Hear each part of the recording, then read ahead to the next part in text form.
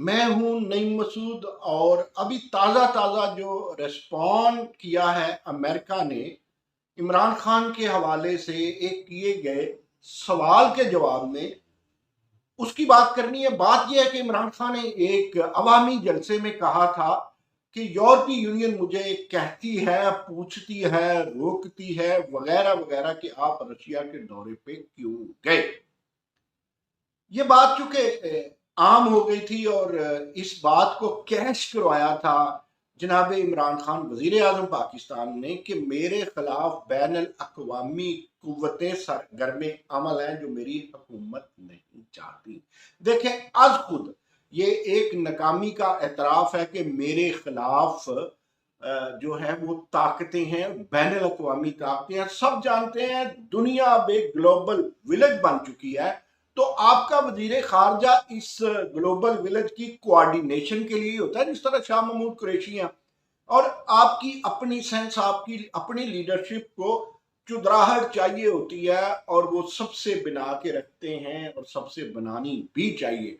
देखिए, मैं कहा करता हूँ ग्लोबल विलेज हो या एक छोटा सा गांव, जो ताकतें हैं वो ताकतें ही हुआ करती हैं। पुरानी ताकतें भी रहा करती है, नई ताकतें भी अमर्ज हो जाती है। आप देखते हैं ना कि एक गांव में जब एक नाई का बेटा जाता है बाहर तो वो सबसे ऊपर चुबारा बना लेता है और वो इससे पहले जो नंबरदार होता है उसकी नंबरदारी खत्म नहीं होती। नई नई ताकतें मर्ज करती रहती हैं। कोई हांगकांग बन जाता है तो कोई ताइवान बन जाता है तो कोई फिर चाइना के साथ जम होता है, कोई चाइना से डरता है, कोई कोरिया, कोई नॉर्थ कोरिया, कोई साउथ कोरिया। तो इसी तरह एक इमर्जन ताकत जो है वो चाइना भी है। तो लेकिन अब इसमें ईरान भी हमारा दोस्त है और सऊदीया के साथ भी चलना, पिछली हुकूमतें सारा इस तरह करती रही हैं। तो अपनी जगह ये एक एतराफ है कि भाई क्यों रशिया में जाना भी जरूरी था। वो कहते हैं ना कि मोहब्बत भी जरूरी थी, बिछड़ना भी जरूरी था, लेकिन इन सबको मैनेज किया जाता होता है। ये कौम की बात होती है, एक बंदे की जिद, एक बंदे की ख्वाहिश, एक बंदे की हसरत का मामला नहीं होता। मैं तो बेनजीर के बाद इमरान खान के लिए तस्वर किया करता था कि यार बेनजीर के बाद एक अच्छा लीडर जो बैन अवी सतह तक नोन है, ये अल्लाह करे कि कभी हमें ऑफर आ जाए और हमारे पास आ जाए सेक्रेटरी जनरलशिप जो है वो अक़वाम मुत्तहिदा की, यूएन में हम आन बान और शान से बैठना चाहते थे। लेकिन ऐसा क्यों हुआ? ख्वाब रेजा रेजा क्यों हो गए? जो शमे फरोजा थी उम्मीद की, वो आंखों से क्यों चली गई? वो एक कप्तान, एक वर्ल्ड चैंपियन सियासत का, वजारत खारजा का या खारजा अमूर का, रियासत के अमूर खारजा का कप्तान क्यों ना बन सका? देखें, कदम फूंक फूंक के रखने पड़ते हैं गीली जगह पे, अमेरिका भी पाँव नहीं रखता। लेकिन बात को खत्म करते हैं। हुआ ये है कि अमेरिका में ये कह दिया गया, अमेरिका ने जवाब दे दिया है कि हम, क्या जवाब दिया कि हम पाकिस्तान के दरीना दोस्त हैं। फिर गौर कीजिए, कहा है दरीना दोस्त हैं और हम इमरान खान की अवामी तकरीर पे रद्द अमल नहीं देंगे। यानी अमेरिका भी समझता है कि ये दाखिली अमूर का मामला है, कौमी सियासत का मामला है। इसमें कहा जाता है कि जी मैंने ये बना दिया, मैंने ये आइन तब्दील किया गया, वो चाहे मेल्सी की तकरीर हो, वो चाहे मंडी बहाउद्दीन की तकरीर हो। उसमें ठीक है, आप अपनों को चोर कहते हैं, चोर चोर चोर चोर करते रहें, चोर मचाए शोर वाला मामला भी चलता रहना चाहिए। लेकिन आप अवामी जलसों में, हम ये मानते हैं कि भुट्टो भी ये करते थे, लेकिन वो जमाना और था, ये जमाना और है।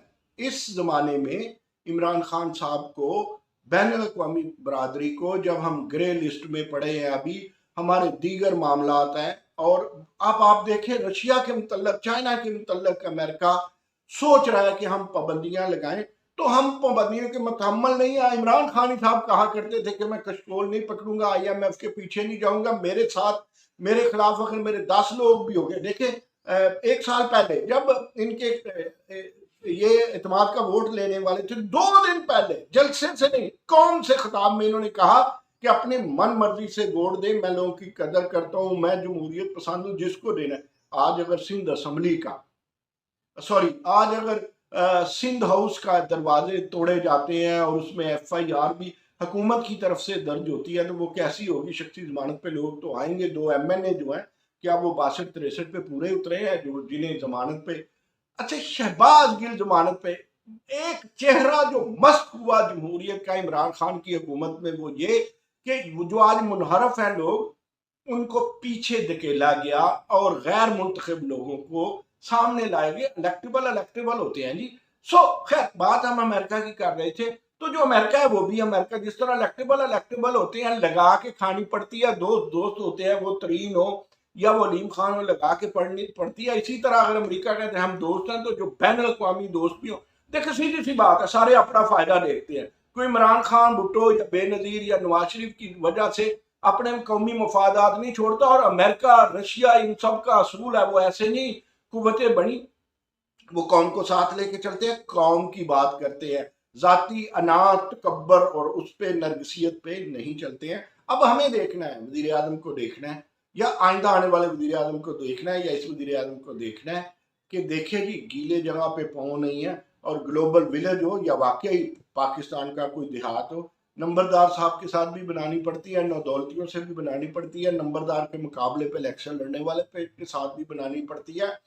और जो सियाने डेरेदार लोग होते हैं वो सारी पार्टियों के साथ बनाते हैं, उनके डेरे पे वो भी आ जाए जिनको उन्होंने वोट नहीं दिया, उनकी मुखालफत की है, वो उसे भी कहते हैं जी आया नू। और जब अपना आता है उसे तो चश्मे मा रोशन दिले मा शाद कहना ही पड़ता है। सो बैन अल-अक़वामियत में खुश आमदेद का लफ्स बहुत जरूरी है, बिगाड़ा नहीं जाता। अब तो इकोनॉमिकल वार है, अब तो वार ही इकोनॉमिकल है भाई। अब किसी को किसी के दो मरले या कोई शहर, ये चीजें नहीं चाहिए। आज के लिए बस इतना ही। आपके फीडबैक है, इंतजार रहेगा। नई मसूद को